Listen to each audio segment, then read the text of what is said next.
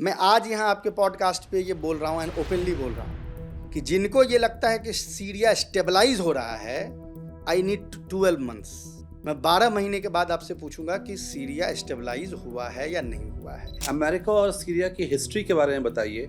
किस तरह से दोनों देशों के बीच में उतार चढ़ाव बनते रहे हैं, कभी साथ में आ गए हैं, कभी अलग रहे हैं। हिस्टोरिकली कैसे देखते हैं आप उसको? अगर अभी किसी को ये लग रहा है कि ये शरा साहब जो हैं, ये इनको लोगों ने अपना मान लिया है कि हमारे लीडर हैं, तो शरा साहब आज इलेक्शन करवा के देख लें। जो सैंक्शंस हैं, स्पर द मोमेंट में ट्रंप ने ये कह दिया है कि सैंक्शंस हटा रहे हैं, लेकिन एज ऑफ नाउ सैंक्शंस हैं। लेकिन अगर हटाते हैं तो यूएस का स्ट्रैटेजिक इंटरेस्ट क्या होगा सैंक्शंस हटाने में? तमाम संबंध जो हैं वो सऊदी अरब के साथ इजराइल के होंगे, लेकिन उसने नॉर्मलाइज तो नहीं किया ना पब्लिकली। तो ग्लोबल जो भी मुस्लिम ऑडियंस के नज़र में एक ही आदमी ये पाप कर रहा है, जो यूएई है। यूएई ये चाहता है कि इसमें जितने लोग शामिल होंगे तो वो पाप बढ़ जाएगा। ये रीजनल प्लेयर्स जो हैं, सऊदी, टर्की, कतर, ये यूएस के पॉलिसी शिफ्ट में क्या रोल प्ले कर रहे हैं और वाशिंगटन के साथ कैसे कोऑर्डिनेट कर रहा है? टर्किश इंटेलिजेंस पूरे सीरिया को कंट्रोल कर रही है आज के दिन में, बिना उनके एक पत्ता नहीं हिलता। अब अरबों को ये लग रहा है कि उनका तो मैसिव डिफीट हो गया। They wanted Assad to go. वो ये नहीं चाहते थे कि ये नॉन अरब इन्फ्लुएंस जो है यहाँ पे हो जाए। In this entire scenario, who do you see as the biggest winner and who do you see as the biggest loser?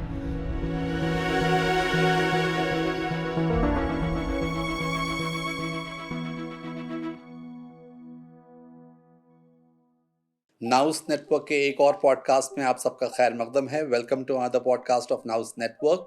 आज हमारे साथ गेस्ट के तौर पर सौरभ कुमार शाही हैं। Saurabh Kumar Shahi middle east expert हैं, साथ साथ रेड माइक के फॉरेन अफेयर्स एडिटर हैं। सौरभ कुमार शाही अलग अलग जगहों पे मिडिल ईस्ट के बारे में लिखते रहते हैं, पढ़ते रहते हैं, पढ़ाते रहते हैं। आज हमारे साथ वो गेस्ट के तौर पे यहाँ पे मौजूद हैं।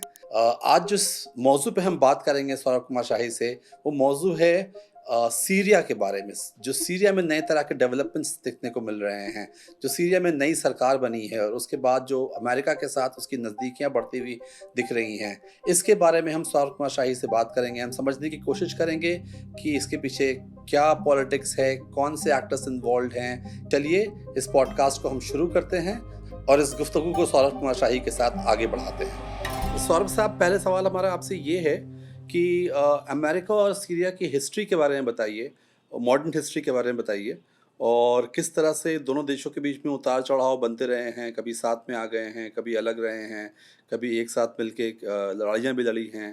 तो क्या रहा है ये, हिस्टोरिकली कैसे देखते हैं आप उसको? देखें, अगर वाइडर अरब वर्ल्ड के हिस्ट्री को देखें और स्पेशली जो जिसको हम लेवांट कहते हैं, वो लेवांट के हिस्ट्री को देखें तो उससे बहुत ज़्यादा अलग कोई अमेरिका और सीरिया का रिलेशनशिप नहीं है। यानी वो चीज़ें साथ चल रही हैं, दोनों चीज़ें साथ चल रही हैं। अगर आप हाफिज़ अल-असद के टाइम को देखें तो आपको कॉन्ट्राडिक्शंस उस ज़माने से ही नज़र आने लगेंगे। जैसे एक बहुत ऑब्वियस कॉन्ट्राडिक्शन ये है कि हाफिज़ अल-असद की बहुत अच्छी कभी भी अमेरिका से नहीं बनी, इनिशियल डेज़ में भी नहीं बनी, उस ज़माने में भी नहीं बनी जब सेम आइडियोलॉजीज़ के सद्दाम हुसैन के साथ अमेरिका की बहुत अच्छी बनती थी। अब इसके उलट अगर आप ईरान को देखें तो 79 के रिवॉल्यूशन के बाद ईरान की सीरिया से अच्छे संबंध रहे हैं, दोनों यानी बाप बेटे असद के ज़माने से ही। लेकिन उसी के पैरेलल में सेम आइडियोलॉजी, सेम बाश पार्टी के आइडियोलॉजी वाले सद्दाम हुसैन के साथ अच्छे रिलेशनशिप नहीं रहे। तो इसका मतलब ये था कि एक लार्जर आइडियोलॉजिकल पैराडिम के अंदर रियल पॉलिटिक्स जो है वो डोमिनेट करती थी। यानी पैराडिम तो चलिए अपनी जगह है, लेकिन रियल पॉलिटिक्स उसको डोमिनेट कर रही है। इराक ईरान वॉर के बाद जब ईरान को ये लगने लगा कि हमें एक लार्जर रीजनल कोलिशन की तरफ बढ़ना पड़ेगा, उसके दो मकसद थे। एक तो जाहिर है कि जो फ़िलिस्तीन का मामला था अर्ली 90s में, और अदर कह लीजिए कि लेट 80s में ही, जब फ़तह मूवमेंट जो थी उसने ये कहा कि हम अब गुरिल्ला वॉर नहीं करेंगे, हम अब नेगोशिएटेड पीस की बात जो है वो इजराइल के साथ करेंगे। और फिर उसके बाद ओस्लो एकॉर्ड हुआ और आपने देखा किस तरह से जो एक ज़माने में जो फ़तह की एक जो मुसल्ला विंग थी वो उसने हथियार डाल दिए और वो नेगोशिएट पीस की तरफ चली गई। लेकिन इसका मतलब ये नहीं था कि जो फ़िलिस्तीनी कौम है उस उसमें आर्म्ड रिबेलियन के लिए ख़्वाहिश उसके नहीं थे, ख़्वाहिशात उसके थे। और जहाँ पर ख़्वाहिश होती है वहाँ पर एक वो वैक्यूम जो है वो अपने आप फ़िल हो जाता है। फिर हमने देखा कि किस तरह से हमास हालाँकि पहले से वो बना हुआ था ऑर्गेनाइज़ेशन था, लेकिन कैसे स इंटरेस्ट ईरान के और हमास के डवटेल किए और एक नया रिलेशनशिप वहाँ पे डेवलप होने लगा। अर्ली 80s में यही वो वक़्त था, अर्ली 80s का उससे पहले का वक़्त जब सिमिलर मूवमेंट की बात हो रही थी कि आप लेबनान में भी करें और उस समय हिज़्बुल्लाह नहीं था, अमाल जो है सबसे बड़ी मूवमेंट वहाँ पे थी। लेकिन हिज़्बुल्लाह के भी एक तरीके से कह सकते हैं कि उसके बीज जो हैं वो डाल दिए गए 85 से 88 के दरमियान में। अब जब ये इतने डिफरेंट ग्रुप्स वहाँ ऑपरेट कर रहे थे तो ज़ाहिर है कि उसके बीच एक लिंकेज की बात थी और सीरिया बहुत ज़माने से एक लिंक था इन ग्रुप्स के। जिस ज़माने तक अमेरिकन फॉरेन पॉलिसी इतनी बिहोल्डन नहीं थी इज़राइल के, यानी इतना ज़्यादा जॉइंट एट द हिप नहीं था। हालाँकि जो हमारे यंग दर्शक हैं उनको तो वो वक़्त भी याद नहीं होगा जब ये जॉइंट एट द हिप नहीं थे, क्योंकि वो तो जब से देख रहे हैं तो दोनों जॉइंट एट द हिप हैं।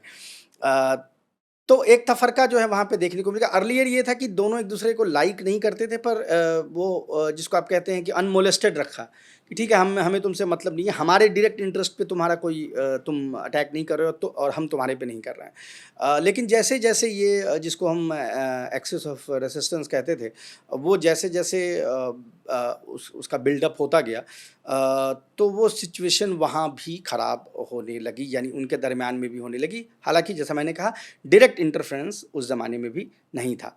बट हरीरी की असैसिनेशन के बाद अमेरिका को लगने लगा कि these forces have become too powerful और प्रोबेबली उनको थोड़ा हैंड्स ऑन अप्रोच उनको करना पड़ेगा। अभी तक क्या था कि भाई आप कर रहे हैं काम, हम साइड से देख रहे हैं, एरिना के साइड में बैठे हुए हैं। तो हैंड्स ऑन अप्रोच अमेरिका का डिस्टेबलाइज़ करने के लिए सीरिया में होने लगा, ख़ासकर जो असद।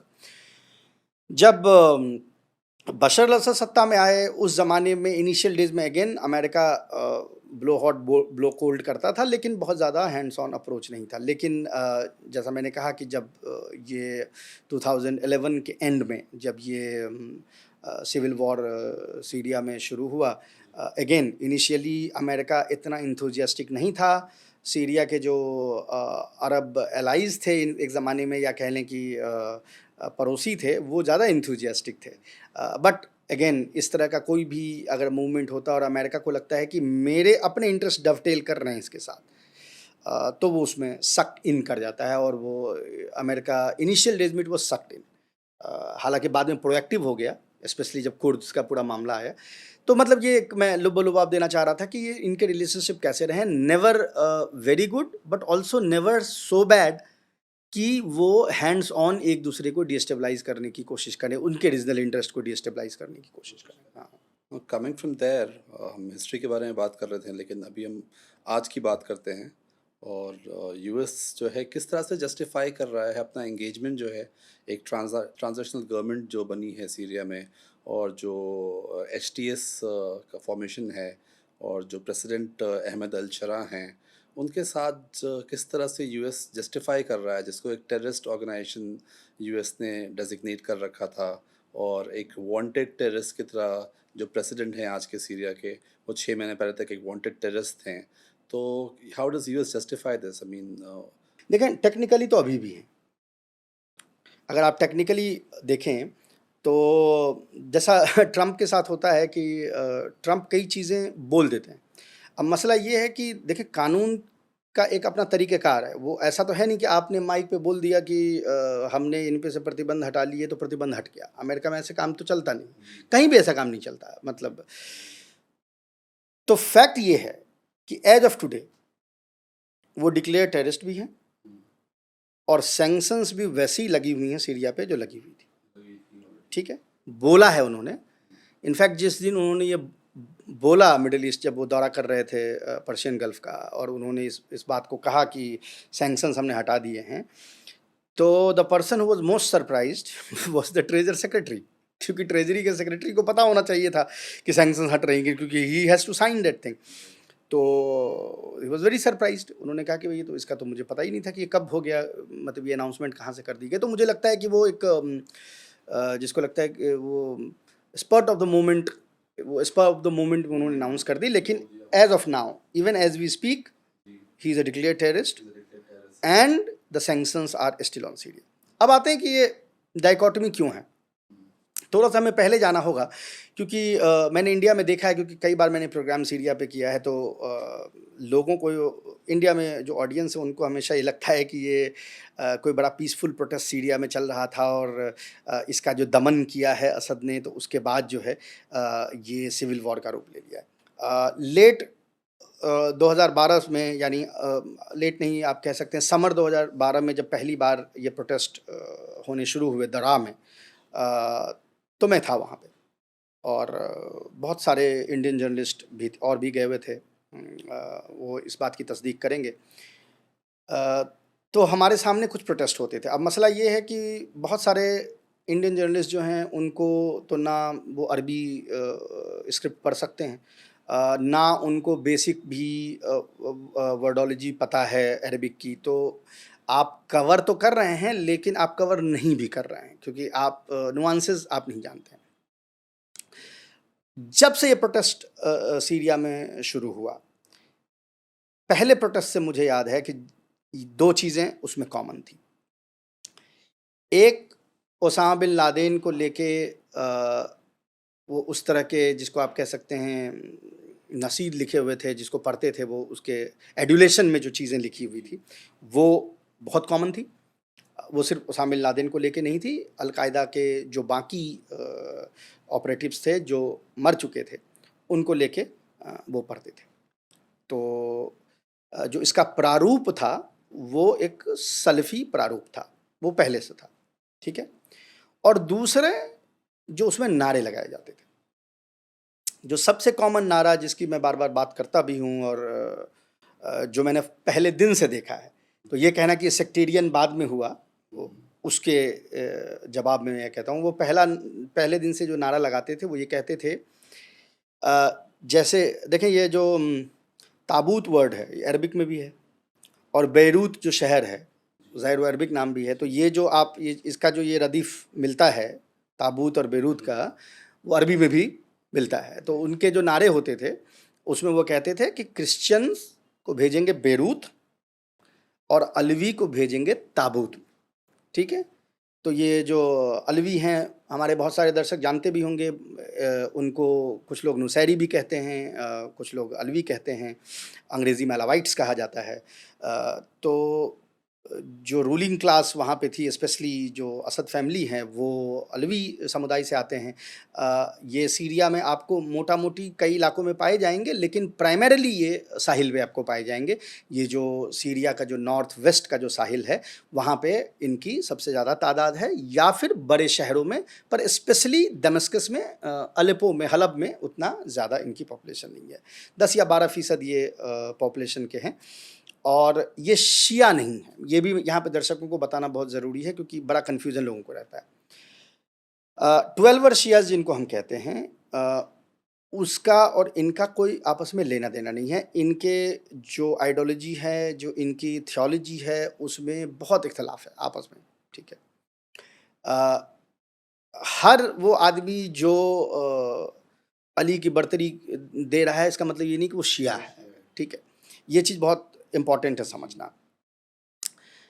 ये शिया से उतने क्लोज भी नहीं हैं जितने हमारे इंडिया में जो आप वेस्टर्न कोस्ट पे देखते हैं, और भी जो कौम है जो कोई 5-6 इमाम तक मानती है, उसके बाद तक मानती है, उनमें कम से कम इतनी सिमिलरिटी आपको नज़र आती है। जो बोहरा हैं, इस्माइली हैं, या इस तरह के आगा खानी जिसको कहते हैं, इनमें वो सिमिलरिटीज़ नहीं है, ठीक है। और एक बड़ी तादाद में जो सलफ़ी आइडियोलॉजी वाले मौलाना हैं, हालांकि बहुत ऐसे हैं जो शिया को भी कहते हैं कि भाई ये शिर्क पे हैं और ये काफिर हैं, लेकिन उनकी तुलना में लार्जर परसेंटेज ऑफ सलफ़ी जो मौलाना आपको नज़र आएंगे मिडिल ईस्ट में, वो इनको तो काफिर मानते हैं, ठीक है। ये कहते हैं कि ये तो बिल्कुल अली को खुदा मानते हैं, तो ये ज़ाहिर है कि ये तो फिर वो जो बेसिक रिक्वायरमेंट इस्लाम की है कि भई ला शरीक लहू, तो उसको नहीं मान रहे, आपने शरीक बना दिया किसी को, तो वो उसको करते हैं। तो ये शुरू से ये नारा 2 नारे लगते थे कि क्रिश्चियन बेरूत क्यों कहते थे? क्योंकि बेरूत में क्रिश्चियन की अच्छी खासी तादाद है, लेबनान में, पूरे लेबनान में, पर बेरूत में खासकर बहुत अच्छी खासी तादाद जो क्रिश्चियंस की है। तो इनका कहना था कि क्रिश्चियन सारे बेरूत को बिलोंग करते हैं और अलवी सारे कहाँ बिलोंग करते हैं? ताबूत को। ठीक है, ये नारा शुरू से लग रहा था। एक ये भी समझने की ज़रूरत है कि why it is not a sectarian, it was never a sectarian divide, because शियाओं की, जिसको हम इस्नासरी कहते हैं, यानी 12वीं शिया कहते हैं, उनकी तादाद सीरिया में 1 से 1.5% भी नहीं। टू थिंक कि ये सेक्टेरियन था इज़ नॉट ट्रू। हाँ, इसमें कोई दो राय नहीं है कि डिसकंटेंट जो है वो सीरियन हुकूमत के अगेंस्ट में थी, जिसको बड़े लेवल पे जो खित्ते के और अरब ममालिक थे उन्होंने उसको यूज़ किया। अब ये डिबेट का विषय हो सकता है कि भाई ठीक है, आपके यहाँ डिसकंटेंट है तो रीजनल पावर उसको यूज करेगी, तो आपकी जिम्मेदारी है कि आप अगर हुक्मरान हैं तो डिसकंटेंट को ना होने दें। ठीक है, ये तो एक बड़ा वैलिड आर्ग्यूमेंट है। लेकिन ये कहना कि पहले दिन से गवर्नमेंट जो है वो बर्बरता से इनको अटैक कर रही थी, ये इनिशियल डेज से it was a violent protest. ये नारे लगाते थे, ये जो जिसको हम कहते हैं इंडिया में हम बंदोबस्ती कहते हैं ना, बैरिकेड्स जो लगी होती हैं पुलिस की, उसको वहाँ पे जाके अटैक करते थे और सोल्जर्स को मारते थे।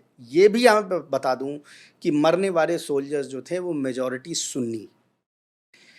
एक बहुत बड़ा कन्फ्यूजन यहाँ पे लोगों को, इनको ये लगता है कि अलवी जो हैं वो सीरिया चलाते हैं। अलवी पॉपुलेशन ही पूरे सीरिया की 12% है, प्लस वो पढ़ी लिखी कौम है। पढ़ी लिखी कौम अस्करी उसमें नहीं जाती हैं, वो बाकी जगहों पे जाती है, वो साइंटिस्ट बनती हैं, चीज़ों में जाती हैं। सीरियन आर्मी का रैंक और फाइल अगर आप देखें, ऑफिसर क्लास देखेंगे, तो इसमें कोई दो राय नहीं है कि उसमें आपको 25-30% से ऊपर आपको अलवी नज़र आएंगे, क्योंकि अगेन ज़्यादा पढ़ी लिखी कौम है। लेकिन अगर आप रंगरूट देखेंगे, अगर आप सोल्जर्स देखते तो 80-85 से ऊपर परसेंटेज आपको सुन्नी थे सीरियन अरब आर्मी में। बाकी आपको क्रिश्चियन, अलवी और दूसरे कुर्द भी कुछ थोड़े बहुत आपको नज़र आते, द्रूज आपको नज़र आते। So the structure of Syrian army was always a Sunni army. Higher percentage of Alevi officer class, जो हमारे इंडिया में भी जैसे आपको सिख जो है अपनी पॉपुलेशन की तुलना में ज़्यादा नज़र आएंगे, रिप्रेजेंटेशन उनका ज़्यादा है, बट जो रंगरूट में रिप्रेजेंटेशन है it was reflective of more और लेस जो माइक्रोकैज़म सीरिया का है। तो ये चीज़ जो है बहुत इंपॉर्टेंट है कि शुरू से ये वायलेंट प्रोटेस्ट था, अटैक्स शुरू से हो रहे थे, एंड ऑफ कोर्स उसका जो दमन किया गया वो भी ब्लडी था। इनिशियल डेज में जैसे सिक्योरिटी एजेंसीज होती है, उनको ये लगता है कि अच्छा ये तो मैं मतलब बिल्कुल ऐसे इसको क्रश कर दूंगा, वो सिक्योरिटी एजेंसीज उस तरह से सोचती है। अब ये सिक्योरिटी सिस्टम में बड़े लोग कौन थे? It was a mixture of Sunnis and Alawis. तो ये कहना कि अलवी ऑफिसर ने ये कर दिया और वो कर दिया, ऐसी कोई बात नहीं थी। डिफेंस मिनिस्टर वहाँ के सुन्नी थे, डे टू डे ब्रीफिंग जो आदमी करता था इनके प्रोटेस्ट के, वो सारे सुन्नी थे। तो एक वायलेंट इसका प्रारूप था।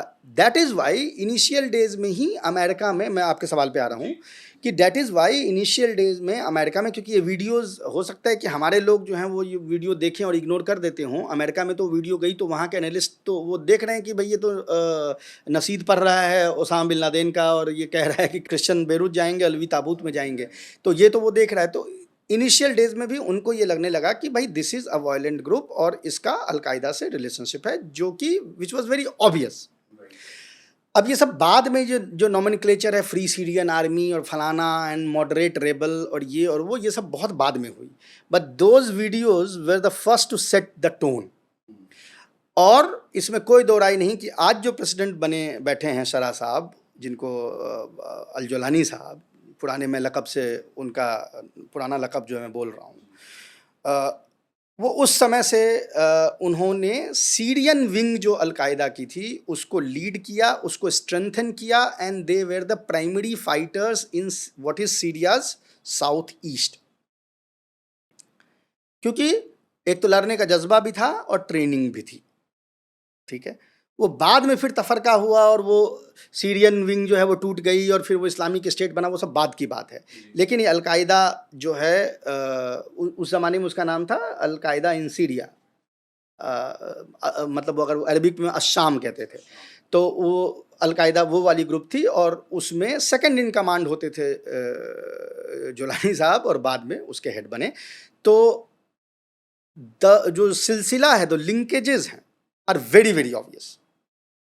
उसमें कोई शक की कहीं कोई गुंजाइश नहीं है कि ये क्या थे और क्या, ये मानते भी हैं। He is admitting his role. वो कहते मैं पहले ऐसा था, अब ऐसा नहीं हूँ, पर ये नहीं कहते कि मैं पहले ऐसा नहीं था। Too many evidence to deny that.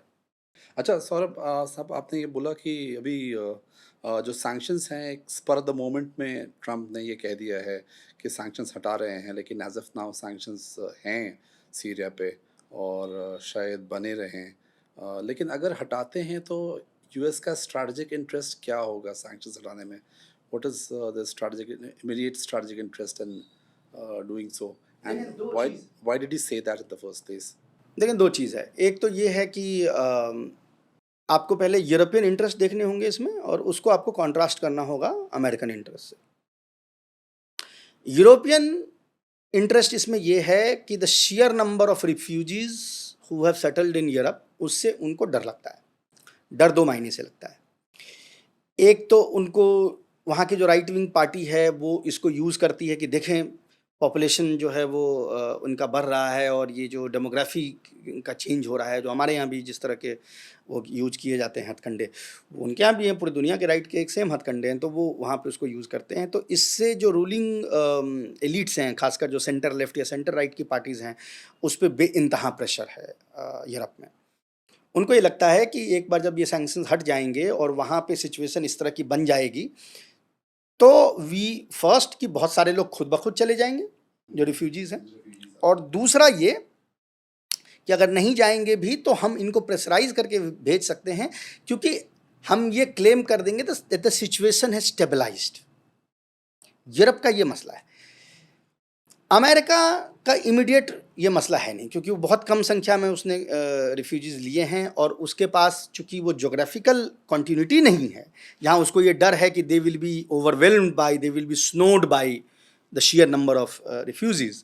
तो उससे उनको क्या है कि इमीडिएट ये खतरा नहीं है। लेकिन the axis of resistance has been broken and it was broken because of Syria, क्योंकि अब वो जो एक एक्सिस था वो ख़त्म हो गया। इंडिविजुअली अब आप लड़ सकते हैं, and that is a good thing for American interest in the region और the Israeli interest in the region. तो उसको वो प्रिजर्व करना चाहते हैं।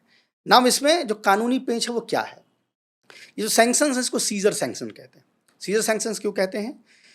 कि एक फोटोग्राफर था सीरिया में जिसने एलिजिडली कि असद और सीरियन आर्मी ने जो कत्लेआम किए या उसने जो रिप्रेशन किया, उसकी उसने तस्वीर वेस्टर्न मीडिया में उसने लीक की। हालांकि उन तस्वीरों में बहुत ज़्यादा घालमेल और कुछ मैसेकर्स जो उन्होंने किए हैं वो उन्होंने एट्रीब्यूट दूसरों पे कर दिए। सब बड़ा कॉमन था सीरिया में, क्योंकि मैं तो कम से कम 7-8 दफ़े तो मैं जा के मैंने महीने महीने भर रिपोर्टिंग की है, तो मैं तो देखता था अपनी आंखों के सामने कि ये कैसे करते हैं।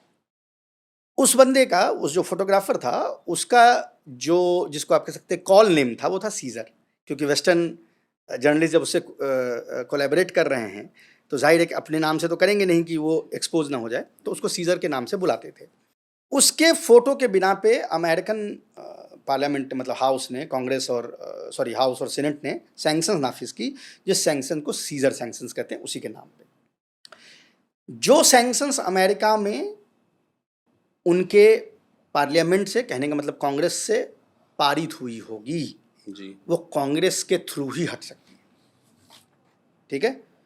जो एग्जीक्यूटिव ऑर्डर से हुई होगी वो एग्जीक्यूटिव ऑर्डर से हट सकती है। तो ट्रंप का ये कहना कि हमने सैंक्शन हटा दिया है, it does not mean anything. It only means कि अगर कोई उनमें से सैंक्शन एग्जीक्यूटिव ऑर्डर से हुआ, सीजर सैंक्शन एग्जीक्यूटिव ऑर्डर से नहीं हुए थे, वो कांग्रेस से हुए थे, उसके लिए कांग्रेस को सेशन में आना होगा, कांग्रेस के थ्रू ही वो हट सकता है। अलग बात है कि प्रचंड बहुमत जो है वो आज ट्रंप को है दोनों तरफ, तो वो हटवा सकते हैं। ठीक है, अभी लेकिन आएंगे कि सिर्फ प्रचंड बहुमत होने से नहीं होता, बहुत और भी फैक्टर्स होती हैं, उस पर हम बाद में आएंगे। जो एग्जीक्यूटिव ऑर्डर से सैंक्शंस हैं वो आप हटा सकते हैं। तो वो अभी वो जाएं, वो हटा दें, लेकिन वो भी ऐसा नहीं है। अभी तो आए हुए 4 दिन हो गए उनको वापस से खित्ते से लौटे हुए, साइन उन्होंने नहीं किया है, क्योंकि ये इतना आसान नहीं है। बैकरूम निगोशिएशन पिछले 1.5 महीने से चल रही थी सीरिया और अमेरिका और इसराइल के दरमियान में, जिसको फैसिलिटेट करवा रहा था संयुक्त अरब अमीरात, जिसमें उन्होंने कुछ ऑफर्स जो हैं वो दी अहमद शरा साहब को कि ये सारी ऑफर्स हैं आपको, और आपसे उनको डिमांड की लिस्ट भी दी है। Those demands are stringent. क्या डिमांड्स हैं? अव्वल तो ये कि आपको इजराइल के एग्जिस्टेंस को तस्लीम करना होगा कि आपको, मतलब वो जो अब्राहम अकॉर्ड है उस पे आप पार्टी बन जाइए। अब इसमें एक मसला है। मसला ये है कि शरा साहब और उनके जो हैंडलर हैं टर्किश इंटेलिजेंस जो MIT जो है, उनको कोई दिक्कत नहीं है। तुर्की के बहुत अच्छे संबंध हैं इसराइल के साथ, तो वो इनको भी करवा सकते हैं। मसला ये है कि गोलान, अब गोलान पे कब्जा है, आधे गोलान पे कब्जा है इसराइल का। पिछले बार जब ट्रंप सत्ता में आए तो उन्होंने उसको डिजूरे कर दिया, यानी अमेरिका तस्लीम कर रहा है कि गोलान जो है सीरिया का इसराइल का हिस्सा है। दुनिया नहीं कर रही तस्लीम, UN नहीं कर रहा, और कोई कंट्री जो है वो नहीं कर रहा। जब तक वो गोलान आप लौटाते नहीं हैं, सरा ने अगर तस्लीम कर लिया इसराइल को, तो आप समझ सकते हैं कि एक्सेप्ट फॉर जो उनके अपने आसपास के गुर्गे होंगे, उसके अलावा जो उसका विरोध या उसका जो आप कह सकते हैं उसकी एक्सेप्टेंस सीरियन पब्लिक में नहीं हो पाएगी, क्योंकि सीरिया जो है वो नेशनलिस्ट कौम है। ये सोचना कि आज वहाँ पे असद की सत्ता गिर गई तो वो सडनली सारे के सारे जो हैं वो ये जो हैं वो प्रो जिहादी एलिमेंट वहाँ गए, ऐसा नहीं है। सत्ता गिरने के पीछे और मकसद थी। सत्ता इसलिए गिरी कि यही सैंक्शन जो आप हटाने की आप कोशिश कर रहे हैं वो पिछले 8 सालों से चल रही थी, और लोगों के पास खाना नहीं था, लोगों के पास चीज़ें नहीं थी, तो डिसकंटेंट आ गया। उनको ये लगा कि हो सकता है ये हुकूमत अगर चली जाए तो हम पर से सैंक्शन हट जाएगा। हुकूमत को गिरते हुए एक्सेप्ट कर लेना और अल्टरनेट हुकूमत को सपोर्ट दे देने में फ़र्क है, ठीक है। तो अगर अभी किसी को ये लग रहा है कि ये सरा साहब जो हैं ये इनका बड़ा कोई इनको लोगों ने अपना मान लिया है कि हमारे लीडर हैं, तो सरा साहब आज इलेक्शन करवा के देख लें। यही रीज़न है कि वो इलेक्शन नहीं करवा रहे हैं। उन्होंने अपने आप को प्रेसिडेंट घोषित कर दिया है, इंटरिम गवर्नमेंट 4 साल का प्रेसिडेंट घोषित कर दिया है कि उसके बाद डेमोग्राफिक चेंज करके अपने तरह के जो लोग हैं उनसे वोटिंग करा के वो जीतेंगे। आज भी नहीं जीत सकते हैं, आज भी नहीं वो जीत सकते हैं। और वो क्यों नहीं जीत सकते? इसलिए नहीं जीत सकते क्योंकि माइनॉरिटी उनको वोट नहीं करेंगे। इसलिए नहीं जीत सकते क्योंकि मेजॉरिटी ऑफ अर्बन सुन्नीज उनको वोट नहीं करेंगे, क्योंकि वो उनका जो आउटलुक है ज़िंदगी को लेके और जो इनका आउटलुक है ज़िंदगी को लेके, ये सेम नहीं है। हलब पे जब इनका कब्जा हो गया तो उनके कमांडर्स हमें बोलते थे, ओपनली है ये, आप गूगल कर सकते हैं, जो HTS के कमांडर्स थे वो बोलते थे कि ये हलबी सुन्नी जो हमको मदद नहीं कर रहा है, हमको गांव से सुन्नियों को लाना पड़ रहा है यहाँ पे अपना चलाने की। यानी उस शहर पे जिस पे वो कब्जा कर रहे थे वहाँ की सुन्नी उसके साथ नहीं थी, ठीक है। एक चीज़ और मैं दर्शकों को बता दूँ, दमिश्क में फिर भी ठीक ठाक 25-30% माइनॉरिटीज़ एक ज़माने में होती, अब तो नहीं है। बहुत सारे क्रिश्चियन भाग गए, बहुत सारे अलावी भाग गए, शिया चले गए। लेकिन हलब यानी अलेप्पो जो है वो हमेशा से सुन्नी शहर है। मेजॉरिटी दमिश्क भी सुन्नी शहर ही है, लेकिन वहाँ फिर भी 25-30% आपको माइनॉरिटीज़ मिलते, अलेप्पो में आपको नज़र नहीं आता। तो अगर तो HTS के कमांडर ये कह रहे हैं कि अलेप्पो पे हमें कब्जा करने में, इसलिए चलाने में दिक्कत हो रही है क्योंकि we are getting no support from the locals, तो आप समझ सकते हैं कि एक्सेप्टेंस नहीं है, ठीक है। अब उनको ये लग रहा है कि अगर इसमें हमने गोलान दे दिया तो अरब्स विल नेवर फॉरगेट, और कभी हमको वो लेजिटिमेट गवर्नमेंट जो है नहीं मानेंगे, एक चीज़। और ये उनका सबसे कम सरदर्द वाला डिमांड है। दूसरा डिमांड क्या है? अब ये जो HTS है जिसके कमांडर थे हायत तहरीर शाम, लोगों को ये लगता है कि जैसे जिन लोगों को ये लगता है कि सिविल वॉर था, this was the genuine rebellion, उनको ये नहीं पता कि कम से कम 30 से 35% जो एलिमेंट्स एचटीएस के हैं वो अरब ही नहीं है, उज़्बेक हैं, ताजिक हैं, उज़्बेक ज़्यादा, ताजिक कम, उइघुर थोड़े बहुत, किर्गिज विर्गिज में बट कम, ना के बराबर, but primarily in that order Uzbek, Tajik and Uyghur. इनके क्या इंटरेस्ट हैं, ये क्यों आए?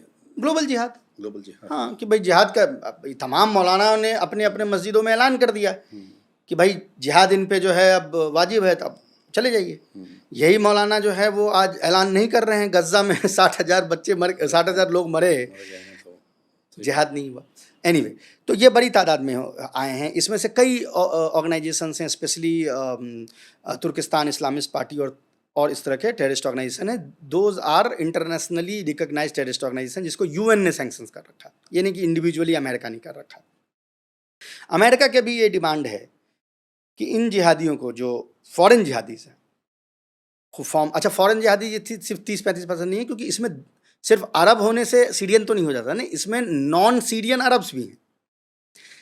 अगर उनकी नंबर्स को आप ऐड करेंगे तो एचटीएस का जो सीरियन कंपोनेंट है वो 50% से कम हो जाएगा। नॉन सीरियन अरब्स और नॉन अरब्स की तादाद मिला के 50% बनती है।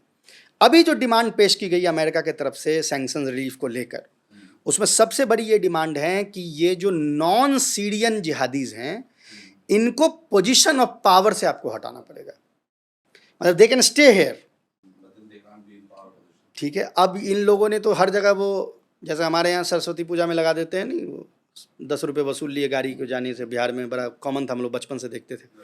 उस तरह का इन्होंने बैरिकेडिंग कर रखी है पूरे बीस एरिया में, हर जगह पे वो कमा रहे हैं, रोटी जा रही है उसका, आटा आ रहा है उसका, वो क्यों छोड़ने लगे भैया पोजीशन? और it is easier said than done. अगर इन्होंने मान लीजिए कि किसी तरह से उनको पोजीशन ऑफ पावर से हटा दिया, तो पूरब में कौन बैठा हुआ है सीरिया के? Islamic state. वो क्या बोलेगा उनको कि देखो ये तो काफिरों के साथ मिल गया, अब ऐसा करो हमारे साथ आ जाओ। This is the same situation which is facing Taliban in Afghanistan. आप जब तक रेबेल हैं, आप लड़ रहे हैं, तब तक तो ठीक है, जैसे ही सत्ता में आपको कॉम्प्रोमाइजेस करने पड़ेंगे, आपको भारत से भी हाथ मिलाना है, आपको अमेरिका से भी मिलाना है। अब इस्लामिक स्टेट जो अफगानिस्तान में है, वो इन कैडर्स को कह रहा है कि ये तो काफिर है, असली तो हम हैं, हम में आ जाओ। और बड़ी तादाद में मैं आपको बताऊं कि disgruntled elements from Afghan Taliban have gone and joined Islamic State. That is why आप देखिए हर कुछ दिन पे बॉम्ब ब्लास्ट अभी अफगानिस्तान में हो रहा है, ठीक है। इतना आपका जबरदस्त नेटवर्क था, इतना इंटेलिजेंस ये था, तो क्यों आप इसको रोक नहीं पा रहे? अच्छा बॉम्ब ब्लास्ट तो छोड़ दें, इनके मिनिस्टर मारे जा रहे हैं, मिनिस्टर भी छोड़ दें, मौलाना मारे जा रहे हैं, क्योंकि उसकी नज़र में, मतलब बेशक आप जो है यानी सब कॉन्टिनेंट के हिसाब से आप देवबंदी हो सकते हैं, लेकिन इस्लामिक स्टेट के नज़र में कोई नहीं है, सब बराबर है, आप कुछ नहीं है। आप देवबंदी होंगे अपने घर पे होंगे, उनके लिए आप नहीं हैं, ठीक है। अब ये चीज़ वहाँ हो रही है, वहाँ चलिए देवबंदी वाला कोई मामला नहीं है, लेकिन वहाँ वही चीज़ है कि कह रहे हैं कि देखो तुम डिसग्रंटल्ड हो, तुमको तो इतनी चीज़ें हम दे रहे, ये प्रॉमिस कर दिया, तुमने अपनी जानें गंवाई, तुमने अपने भाई बाप जो है गंवाए सीरिया में आके, आज तुमको जब you have come to a place जहाँ पे you can reap your benefit, तो तुमको छीन रहे हैं। So these guys are getting attracted by the calls from Islamic State. मैं आज यहाँ आपके पॉडकास्ट पे ये बोल रहा हूँ एंड ओपनली बोल रहा हूँ कि जिनको ये लगता है कि सीरिया स्टेबलाइज हो रहा है, आई नीड 12 मंथ्स। मैं 12 महीने के बाद आपसे पूछूंगा कि सीरिया स्टेबलाइज हुआ है या नहीं हुआ है। अब आप किस मुहाने पे खड़े हैं? Either you accept these two demands and अपने लोगों को आप वो कर दीजिए, यानी आपसे वो गुस्सा हो जाए, और इधर यू डोंट एक्सेप्ट इट, तो फिर आपके सैंक्शंस नहीं लगे रहेंगे। तीसरा डिमांड क्या था कि जो आर्म्ड पैलेस्टीनियन ग्रुप सीरिया में रह रही हैं, उसको आपको निकालना है। कई आर्म पैलेस्टीनियन ग्रुप सीरिया में रहती थी जिनको वो सपोर्ट करते थे, जो क्रॉस बॉर्डर उनके जो एलिमेंट्स ऑक्युपाइड पैलेस्टाइन में हैं उनको हेल्प करते थे। स्पेशली एक इसमें से सबसे बड़ी जो ग्रुप है उसका नाम है PFLP-GC, popular front for the liberation of Palestine general command. उसके हेड हैं खालिद अब्दुल मजीद साहब, कई बार मेरी मुलाकात हुई है। इनके जो कमांडर्स और लीडर्स हैं इनको बार बार गिरफ्तार किया जा रहा है, कभी छोड़ भी देते हैं फिर गिरफ्तार करते हैं। ये सारे सीरियन गवर्नमेंट कर रही है क्योंकि डिमांड अमेरिका और इसराइल की तरफ से ये आई हुई है। तो इस दोराहे पे भी सीरिया खड़ा है। आप इससे आप अंदाज़ा लगा लीजिए कि रिमूव, देखिए यूरोपियन सैंक्शंस इजीली हट जाएगा, वो कल अनाउंस भी हो गया, ठीक है, वो फिर भी रिलेटिवली हट सकते क्योंकि उनको ज़रूरत है, उनको भगाना है आपको अपने उससे। लेकिन अमेरिका को इस तरह के कोई मतलब it's not going to be the easy road for ये, तो आप उस तरह से देख लें। वो सैंक्शंस हटाना, मतलब लफ्ज़बाजी में तो कह दिया है, लेकिन वो हटाना आसान नहीं है। नहीं। तो सौरभ साहब, यूएस का ये ट्रांजिशनल गवर्नमेंट जो है आज की डेट में सीरिया में, उसकी गवर्नमेंट पॉलिसीज़ पे कुछ कंडीशनल एंगेजमेंट है क्या, और ह्यूमन राइट्स और गवर्नेंस को लेकर कैसे यूएस से नेगोशिएट कर रही है, क्या हो रहा है उस डोमेन में? देखिए, एक चीज़ यूएस गवर्नमेंट में ये है कि अनलाइक बाइडेन या जो और पुराने जो रिपब्लिकन एडमिनिस्ट्रेशन होते थे, वो उसमें एक आइडियोलॉजी की कॉन्टिन्यूटी दिखती थी।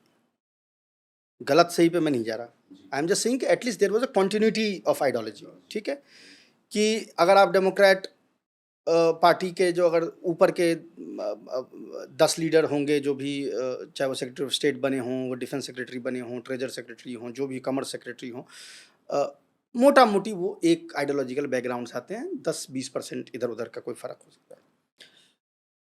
अब मसला डोनाल्ड ट्रंप के साथ ये है कि इन्होंने वो जो हम हिंदी में कहावत कहते हैं ना कि भानुवती का कुनबा जोड़ा, ये एडमिनिस्ट्रेशन वैसी है। इसमें आइडियोलॉजिकल कॉन्टिन्यूटी जैसी कोई चीज़ आपको नज़र नहीं आएगी, ठीक है। ये तो मतलब एक हुजूम है जो आपने उठा लिया कि भाई उसमें कोई जो है नियोकॉन है, कोई ट्रेडिशनल कंजर्वेटिव है, कोई नियो कंजर्वेटिव है, कोई एंटी वॉर है, कोई प्रो वॉर है। अब इन सब को मिला के आपने एक हुकूमत बना ली, तो जाहिर है कि ये जो डिफरेंट इंटरेस्ट्स हैं वो पॉलिसी को अपने तरीके से स्टेयर करने की कोशिश करेंगे। तो बड़ा कॉमन चीज़ है ना किसी भी जगह पे होना। अब मैं ये नहीं कह रहा कि पुराने एडमिनिस्ट्रेशन में मल्टीपल यानी सोर्सेज ऑफ पावर नहीं होते थे, लेकिन उनके बीच इतना इख्तलाफ नहीं होता था। ये फ़र्क है पुराने और इसमें। तो अब एक तरफ मार्को रूबियो हैं,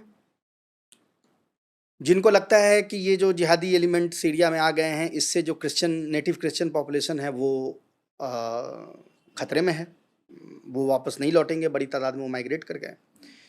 हालांकि मार्को रूबियो को क्रिश्चियंस को लेके अगर इतना ही प्रेम होता मिडिल ईस्ट के क्रिश्चियंस को लेके, तो वो फ़िलिस्तीन में कुछ करते कि जहाँ पे सबसे ज़्यादा क्रिश्चियन जहाँ से माइग्रेट करके गए हैं वो ऑक्यूपेशन के कारण गए हैं। लेकिन ऑफ कोर्स इनके कारण भी गए हैं क्योंकि ये मारते हैं। अभी इस बार के क्रिसमस के दिन ही अलेप्पो में जो इन्होंने वो लगाया था क्रिसमस ट्री, उसको आग लगा दी, और ये तमाम चीज़ जो ये करते हैं, मतलब वो तो आश्चर्य की बात नहीं है। तो मार्को रूबियो वो देख रहे हैं। तुलसी गबार्ड बहुत शुरू से इन लोगों के अगेंस्ट में थी, ठीक है, उनकी अलग डाइकोटमी है। यहाँ हिंदुत्व एलिमेंट के साथ जो हैं वो लगी हुई हैं, लेकिन वहाँ पे उनको सेकुलरिज्म चाहिए, सीरिया में उनको सेकुलरिज्म चाहिए। तो वो शुरू से एंटी वॉर रही हैं, इस वॉर के अगेंस्ट में थी जो सीरिया के अगेंस्ट में वेज कर रहा था, उसके अगेंस्ट में थी। और वो बार बार कहती थी कि ये जिहादी एलिमेंट अगर सत्ता में आ जाएंगे तो it will be a difficult issue for every minority in Syria and the region. वो बड़े पावरफुल पोस्ट में हैं वहाँ पे, तो उनकी आप समझ सकते हैं कि उनका जो इनपुट है वो कितना इम्पोर्टेंट है। बट देन माइक वॉल जैसे लोग थे, हालांकि अब वो रिज़ाइन कर चुके हैं इस हफ्ते, लेकिन रिज़ाइन करके भी वो अमेरिका के एम्बेसडर बन के जा रहे हैं यूएन में, तो he will have a important role. तो अब वो जो हैं वो चाहते हैं कि ये सत्ता में रहे, क्योंकि he wanted the existing government to collapse, कि इजराइल के लिए आसान हो जाए। आज इजराइल ने सीरिया के अंदर में जितने इलाकों पे कब्जा कर लिया है उसका साइज गज्जा से 4 गुना ज़्यादा है। कहाँ वो मोबिलाइजेशन है, ये तो इस्लाम के बहुत बड़े सारे अलंबरदार थे, कहाँ हैं वो, क्यों नहीं लड़ रहे? कह चलो बात की बात है। लेकिन उनका इंटरेस्ट है, तो ये जो इंटरेस्ट हैं ये एक दूसरे से मैच नहीं करती, कॉन्फ्लिक्टिंग इंटरेस्ट है, तो वो जिसको जो समझ में आता है उसको वो हाइप करता है। अभी हमने 2 महीने पहले देखा कि किस तरीके से साहिल पे 2000 से ज़्यादा अलवी का मैसेकर जो है वो गवर्नमेंट ने किया है, गवर्नमेंट फोर्सेस ने किया है। अब आप ये नहीं कह सकते कि उसमें तो ताजिक थे, उज्बेक थे, भाई वो HTS थे और HTS तुम्हारे अंदर है, तो आज आप उससे पल्ला नहीं झाड़ सकते। 2000 से ऊपर लोगों का मैसेकर इन्होंने किया है। तो जाहिर है कि तुलसी गैबर्ट बार बार वो कह रही हैं कि भाई ये कैसे हम सैंक्शन रिलीफ दें, ये 2000 आदमी को मार के अभी मेरे सामने मारा है, हम इनके साथ कैसे कर सकते हैं। लेकिन फिर अमेरिका के ex ambassador to Syria Robert Ford, वो कहते हैं, वो ऑन कैमरा उन्होंने अभी एक वीडियो अभी आई है, आज सुबह मैं जब देख रहा था एक वीडियो उन्होंने रिलीज किया है जिसमें वो कह रहे हैं कि 2023 से वो जोलानी पे काम कर रहे हैं उनको प्रेजेंटेबल बनाने के लिए दुनिया के लिए, और ही सेड कि is very successful, he was very successful, क्योंकि उनके एटीट्यूड में बदलाव आया है। कौन सा बदलाव आया? अगर 2000 माइनॉरिटीज़ अभी मारे गए हैं पिछले हफ्ते के, ठीक है। तो ये कॉन्फ्लिक्टिंग इंटरेस्ट जो हैं वो सारे अमेरिकन एडमिनिस्ट्रेशन के अंदर हैं और वो क्रॉस पर्पसेस काम कर रहे हैं। सो हम ये कह नहीं सकते कि इनमें से किसका पलड़ा भारी होगा और who has the years of Donald Trump on that particular day, ठीक है। आज पता चला कि उन्होंने वॉल्स का सुन लिया, कल उन्होंने, तो वो उनकी पॉलिसी चेंज होती रही। That's how he works. या तो अब उस दिन किस कान के कच्चे जो हम लोग कहते हैं, तो वो उस दिन किसका सुन रहे हैं उस पर फर्क पड़ता है। तो जो डिमांड्स है तो मैंने आपको बताई कि ह्यूमन राइट्स का भी बहुत ज़्यादा ह्यूमन राइट्स को लेकर कोई डिमांड इनके नहीं है, क्योंकि पता है उसको होना नहीं है, लेकिन कम से कम उनको ये लगता है कि ये जो फॉरेन जिहादिस्ट हैं उसको हम यहाँ से निकाल देंगे तो दुनिया को एटलीस्ट दिखाने के लिए तो हो जाएगा कि भाई ये अलकायदा अब नहीं रहा, दीज आर लोकल्स। अगला सवाल मेरा ये है कि यूएस मिलिट्री का प्रेजेंस जो है नॉर्थ ईस्ट सीरिया में, और जो उसका स्केल है असद के फॉल के बाद, चेंज इन पर्पस और scale following Assad fall, what are the current priorities for US forces there? US forces की प्रायोरिटीज़ अब क्या होंगी वहाँ पे? जो यूएस आर्मी वहाँ पे प्रेजेंट है उनकी प्रायोरिटीज़ क्या हैं?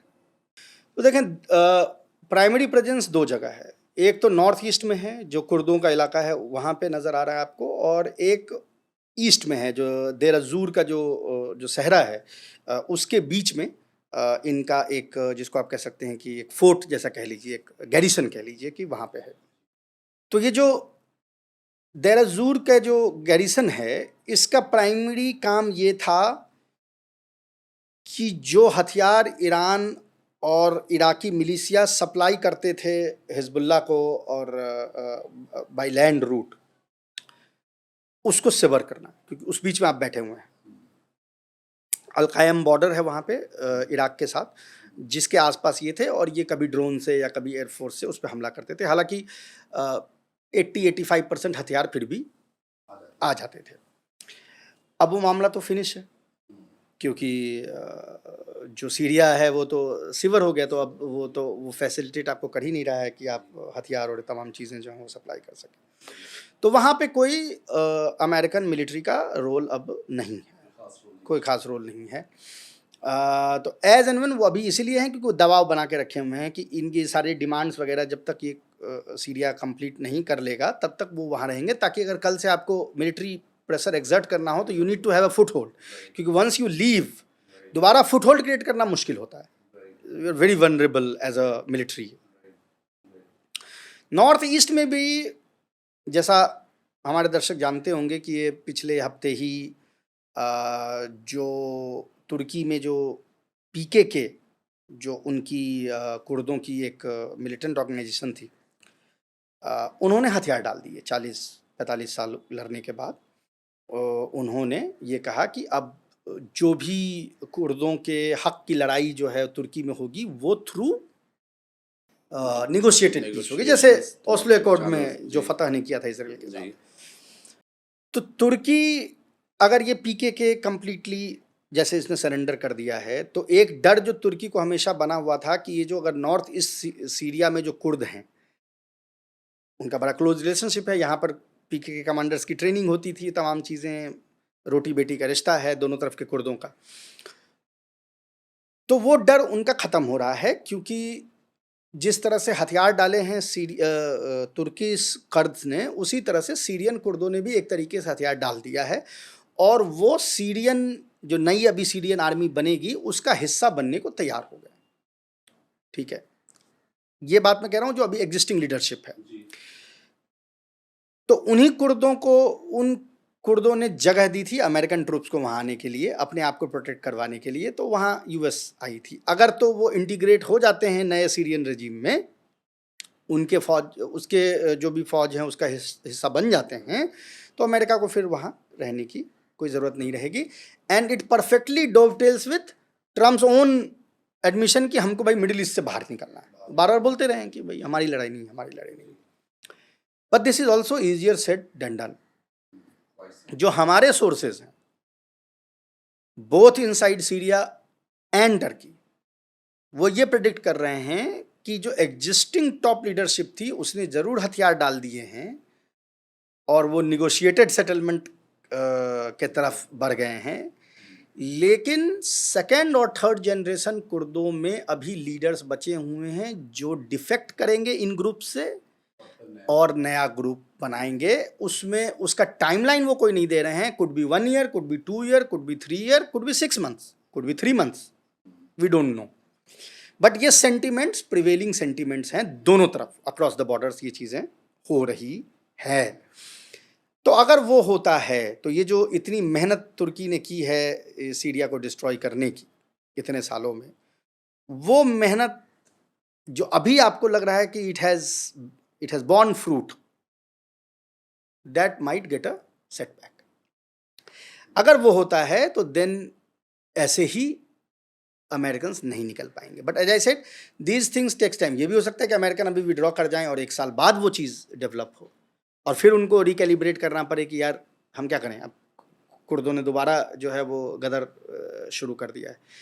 तो वो भी एक इशू है जिसको जब तक सेटल आप नहीं करेंगे तब तक वहाँ से निकलना थोड़ा मुश्किल लग रहा है। बट उसमें कोई टाइमलाइन हम नहीं प्रेडिक्ट कर सकते।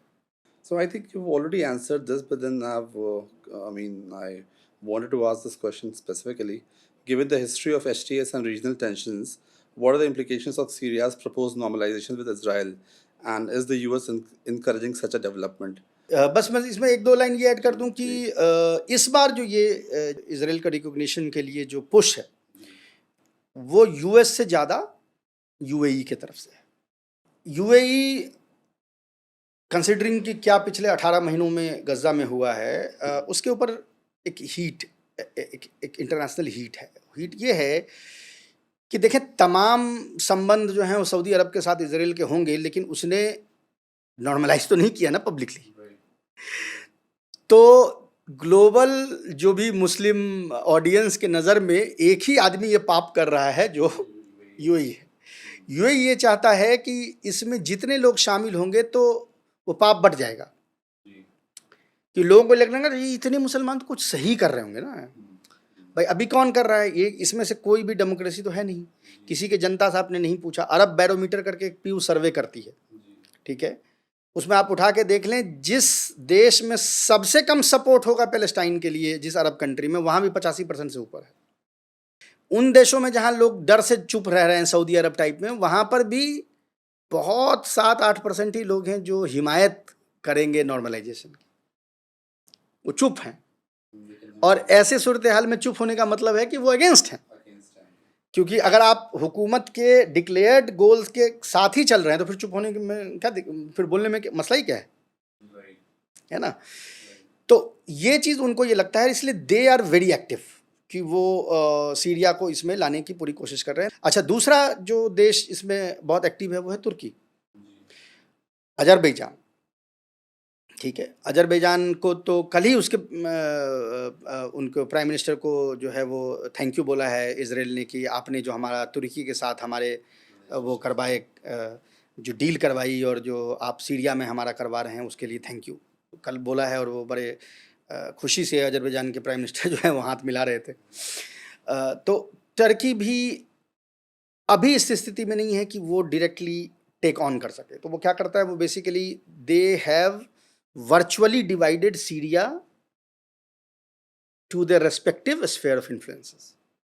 इसराइल का कहना है कि T4 तियास 4 एयरबेस जो है उससे नीचे हैवी वेपन जो है वो तुर्की या सीरियन आर्मी नहीं रखेगी, वो हमारा इलाका है। तो जो अब सिर्फ एक ज़माने में सिर्फ गोलान था, वो पूरा का पूरा साउथ ईस्ट और साउथ सीरिया हाँ इजरायली स्फीयर ऑफ इन्फ्लुएंस में है। और उससे ऊपर ये जो हलब, हामा, इदलिब, ये जो पूरा इलाका आप देख रहे हैं उसमें वो स्फीयर ऑफ इन्फ्लुएंस जो है वो टर्की का है। तो ये सवाल आपने पहले ही बहुत तफसील में इसका जवाब दे दिया था, आपने जो ऐड किया उसके लिए आई थिंक ऑडियंस के लिए वो क्लैरिटी और लाएगा। मेरा अगला सवाल आपसे ये है कि ये जो क्रेडिबिलिटी का सवाल है यहाँ पे, ये जो ट्रांजिशनल गवर्नमेंट है HTS की, और इनका जो कमिटमेंट, सो कॉल्ड कमिटमेंट है काउंटर टेररिज्म को जो बोल रहे हैं, ये पर्टिकुलरली ISIL रेमिनेंस को लेकर, तो उसको यूएस कैसे इवैल्यूएट कर रही है, यूएस उसको कैसे देख रही है? देखें, अभी मुझे लगता है कि यूएस बहुत ही यूनिडायमेंशनल अप्रोच में है। जैसा उसने कह दिया कि आप इनको हटा दीजिए जो फॉरेन जिहादिस्ट हैं इसको, पर वो कॉन्सिक्वेंसेस नहीं समझ रही, जो जिसकी बात हमने पिछले सवाल में की कि वो अगर इस्लामिक स्टेट में चले जाते हैं तो आप क्या करते हैं, एक चीज। दूसरा कि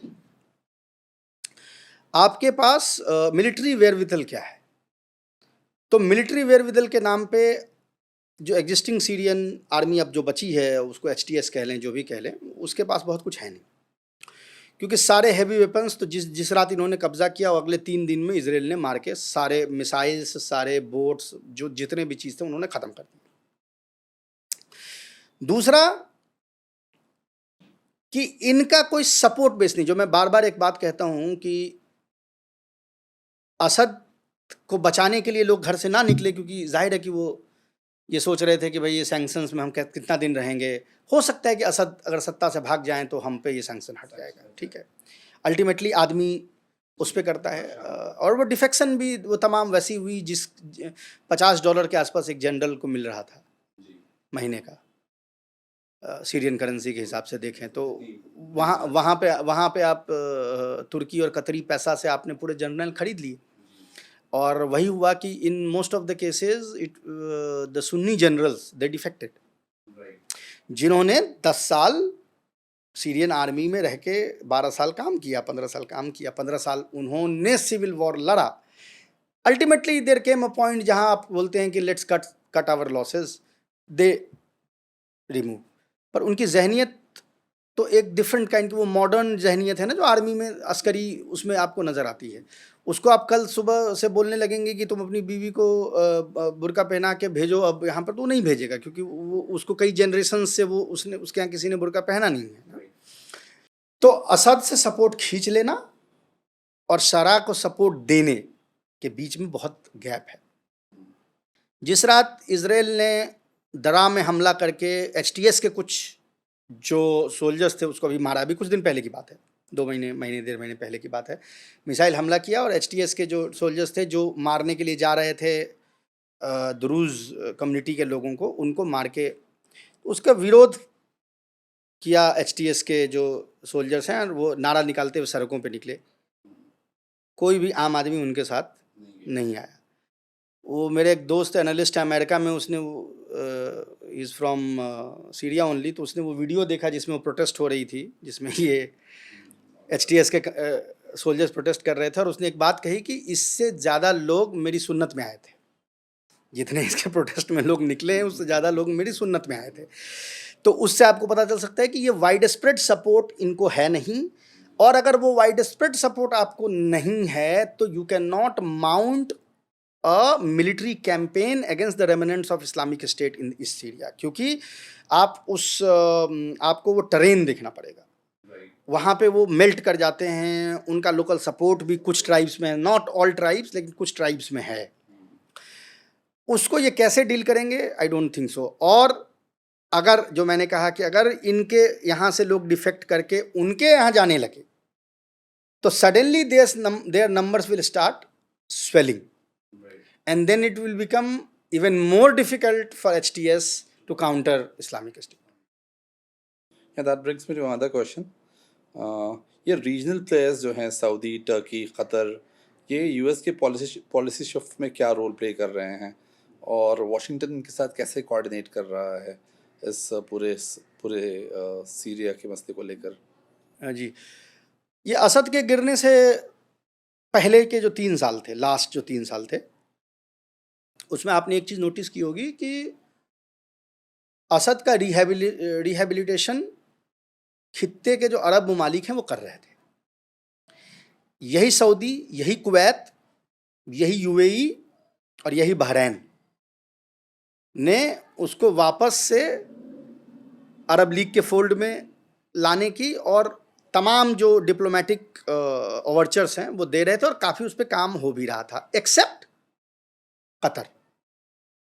ठीक है, वो एक अलग मसला, हमारे दर्शक जानते हैं कि वो एक अलग एक इख्वान अल मुस्लिमीन और जो मेन स्ट्रीम सलफ़ी ग्रुप्स हैं उनके जो आपस में ये हैं, जो एक डर हमेशा बना रहता है सऊदी और बहरैन और इन लोगों को कि कहीं ना कहीं ये इख्वान वाले जो है कब्जा कर लेंगे, वो परमानेंट है। तो उनको ये लग रहा था कि धीरे धीरे असद को वापस से अपने, अब ये ओवरनाइट तो ये कोलैप्स हो गया, इसकी इनको जानकारी भी नहीं थी।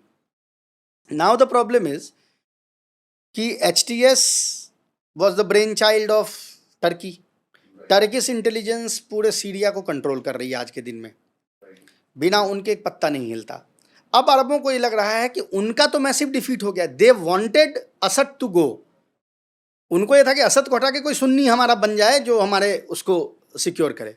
वो ये नहीं चाहते थे कि ये नॉन अरब इन्फ्लुएंस जो है यहाँ पे हो जाए।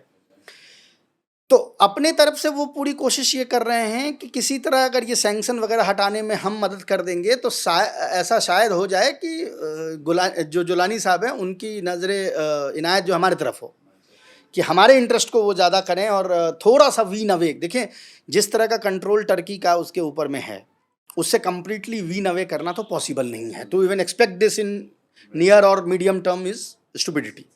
ठीक है, बट उनको ये लग रहा है कि कुछ अगर हम अपना एक पैर भी वहाँ जमा लें, हमारा कुछ एक आउटलेट वहाँ पे हो जाए जिससे कि हमारे कुछ इंटरेस्ट सर्व हो जाए, तो वो इसलिए वो कोशिश कर रहे हैं। But they are very cautious.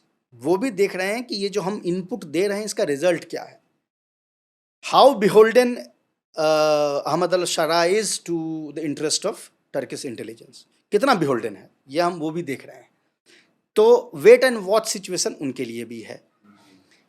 जिसका सबसे ज़्यादा इसमें फ़ायदा है वो कतर है। जाहिर है कि उसकी तो विक्ट्री हुई।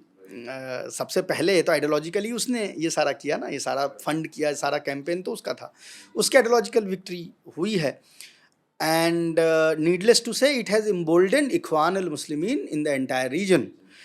और ऑलरेडी उन देशों में जहाँ इख्वान की ठीक ठाक तादाद है, जैसे उर्दून, जैसे मिस्र, उनमें वो ऑलरेडी ये बात कह रहे हैं कि ये जो सत्ता है ये इसको हम उखाड़ने की कोशिश करेंगे। हालांकि बहुत छोटे लेवल पे अभी उसका कोई एक, आप ये नहीं कह सकते कि सही में यहाँ पे थ्रेट हो गया है। लेकिन अगर सीरिया को वो हरा सकते हैं, जिसकी भी मदद से हराएं, तो अल्टीमेटली उनको ये लगता है कि Syria, they can control Syria, जहाँ उनको सपोर्ट करने वालों की पॉपुलेशन 10 से 12% थी, उससे ज़्यादा नहीं थी। तो they can do much better in Urdun and Egypt, जहाँ उनको सपोर्ट करने वाली पॉपुलेशन एटलीस्ट 35-40% है। तो वो इम्बोल्डेंड सारे जगहों पे इन अरब, तो this has made country like Saudis, Bahrain very uncomfortable कि भाई ये नया क्या शुरू हो गया, ये तो इम्बोल्डन हो गए।